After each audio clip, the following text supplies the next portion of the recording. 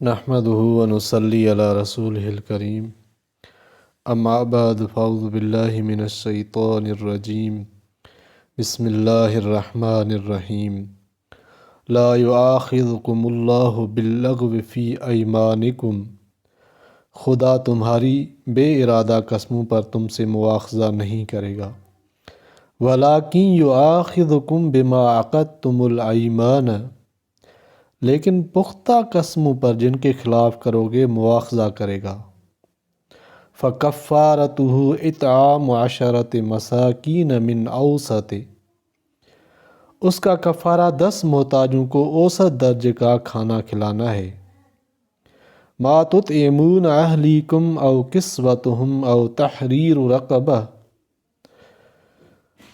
جو تم اپنے اہل و عیال کو کھلاتے ہو یا ان کو کپڑے دینا یا ایک غلام آزاد کرنا۔ فَمَن لَّمْ يَجِدْ، اور جس کو میسر نہ ہو، فَصِيَامُ ثَلَاثَةِ أَيَّامٍ، جس کو میسر نہ ہو وہ 3 روزے رکھے۔ ذَلِكَ كَفَّارَةُ أَيْمَانِكُمْ، یہ تمہارے قسموں کا کفارہ ہے۔ اذا حلفتم، جب تم قسم کھا لو اور اسے توڑ دو۔ واحفظوا ایمانکم، اور تم کو چاہیے کہ اپنی قسموں کی حفاظت کرو۔ کذالک یبین اللہ لکم آیاتہ لعلکم تشکرون، اس طرح خدا تمہارے سمجھانے کے لیے اپنی آیتیں کھول کھول کر بیان فرماتا ہے تاکہ تم شکر کرو۔ ان آیات کا ربط جو ہے اوپر تحریر طیبات کا ذکر تھا، چونکہ وہ بعض اوقات بذریعہ قسم کے ہوتی ہیں، اس لیے آگے قسم کھانے کا حکم مذکور ہے۔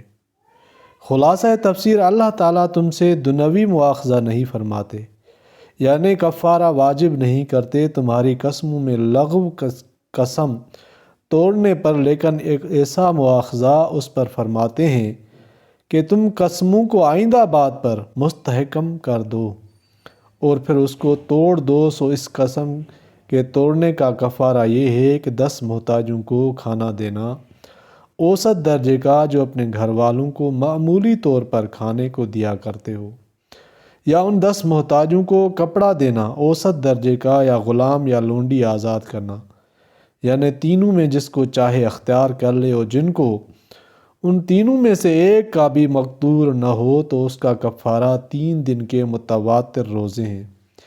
یہ جو مذکور ہوا مذکورہ کفارہ ہے تمہاری ایسی قسموں کا جب کہ تم قسم کھا لو اور پھر اس کو توڑ دو اور کفارہ نہ دو، اور اللہ تعالیٰ نے جس طرح یہ حکم برعایت تمہارے دنیوی و دینی مصالح کے بیان فرمایا ہے، اسی طرح اللہ تعالیٰ تمہارے واسطے اپنے دوسرے احکام بھی بیان فرماتے ہیں تاکہ تم اس نعمت یعنی مصالح خلق کی رعایت کا شکر کرو۔ معارف و مسائل، قسم کھانے کی چند صورتیں اور ان سے متعلق احکام۔ اس آیت میں قسم کھانے کی چند صورتوں کا بیان ہے۔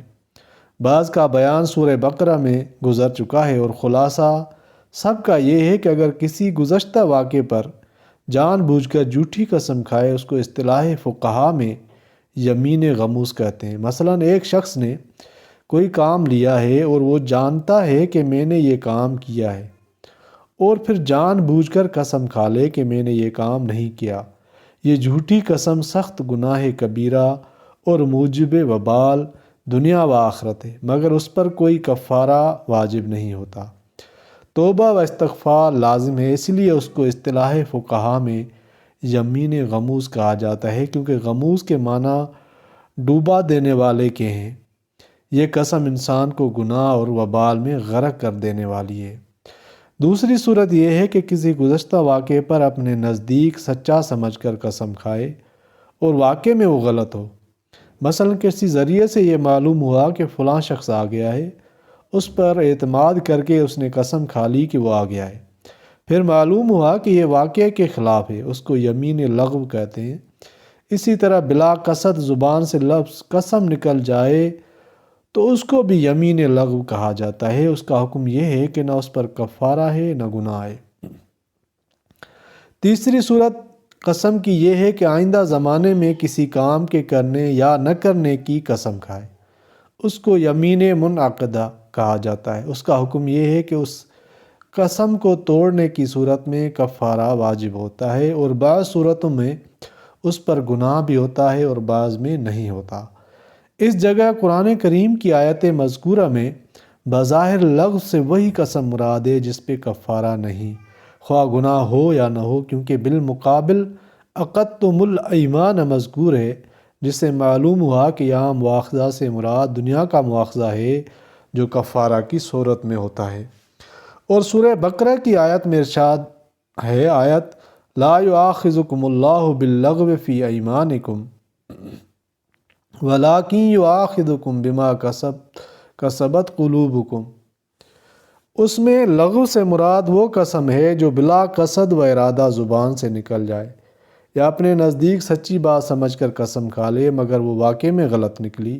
اس کے بالمقابل وہ قسم مذکور ہے جس میں قصداً جھوٹ بولا گیا ہو، جس کو یمین غموس کہتے ہیں۔ اس لیے اس آیت کا حاصل یہ ہوا کہ یمین لغو پر تو کوئی گناہ نہیں، بلکہ گناہ یمین غموس پر ہے جس میں قصد کر کے جھوٹ بولا گیا ہو۔ تو سورہ بقرہ میں حکم آخرت کے گناہ کا بیان ہے، اور سورہ مائدہ کی آیت میں متذکرہ میں دنیوی حکم یعنی کفارہ، جس کا حاصل یہ ہوا کہ یمین لغو پر اللہ تعالیٰ تم سے مواخذہ نہیں کرتا، یعنی کفارہ واجب نہیں کرتا، بلکہ کفارہ صرف اس کس قسم پر لازم کرتا ہے جو آئندہ زمانے میں کسی کام کے کرنے یا نہ کرنے کے بارے میں منعقد کی ہو اور پھر اس کو توڑ دیا ہو۔ اس کے بعد کفارہ کی تفصیل اس طرح ارشاد فرمائی، فَكَفَّارَةُ اِطْعَامُ عَشَرَةِ مَسَاکِین، یعنی 3 کاموں میں سے کوئی ایک اپنے اختیار سے کر لیا جائے۔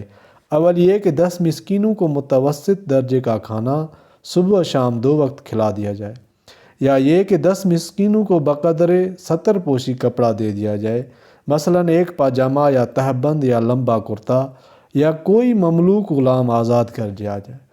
اس کے بعد ارشاد فرمایا فَمَن لَّمْ يَجِدْ فَصِيَامُ ثَلَاثَةَ أَيَّامٍ، یعنی اگر کسی قسم توڑنے والے کو اس مالی کفارہ کے ادا کرنے پر قدرت نہ ہو کہ 10 مسکینوں کو کھانا کھلا سکے، نہ کپڑا دے سکے اور نہ غلام آزاد کر سکے، تو پھر اس کا کفارہ یہ ہے کہ 3 دن روزے رکھے۔ بعض روایات میں اس جگہ 3 روزے پے تربے مسلسل رکھنے کا حکم آیا ہے۔ اس لیے امام اعظم ابو حنیفہ رحمۃ اللہ علیہ اور بعض دوسرے ائمہ کے نزدیک کفارہ قسم کے 3 روزے مسلسل ہونا ضروری ہے۔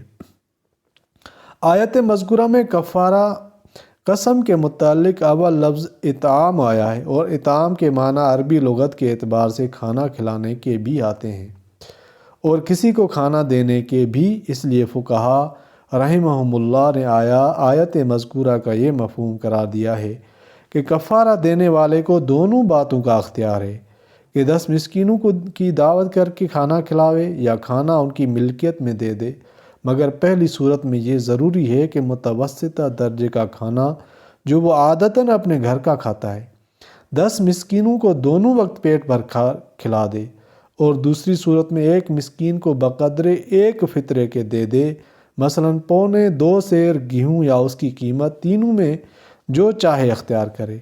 لیکن روزہ رکھنا صرف اس صورت میں کافی ہو سکتا ہے جبکہ ان تینوں میں سے کسی پر قدرت نہ ہو۔ قسم ٹوٹنے سے پہلے کفارہ کی ادائیگی معتبر نہیں۔ آخر آیت میں تنبیہ ہے کہ کے لیے 2 امر ارشاد فرمائے گئے ہیں۔ اول ذالک کفارۃ ایمانکم اذا حلفتم، یعنی یہ ہے کہ کفارہ تمہاری قسم کا جب تم نے قسم کھائی۔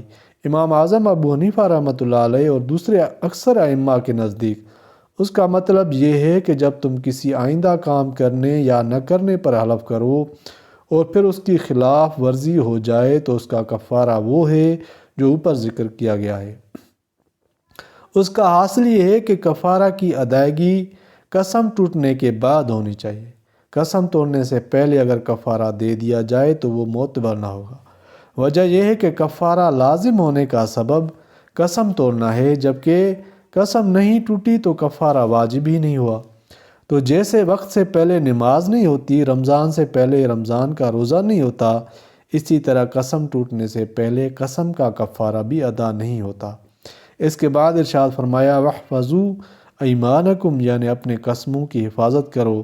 مطلب یہ ہے کہ اگر کسی چیز کی قسم کھا لی ہے تو بلا ضرورت شرعی یا طبعی قسم کو نہ توڑو۔ اور بعض حضرات نے فرمایا کہ اس سے مراد یہ ہے کہ قسم کھانے میں جلد بازی سے کام نہ لو، اپنی قسم کو محفوظ رکھو، جب تک شدید مجبوری نہ ہو قسم نہ کھاؤ۔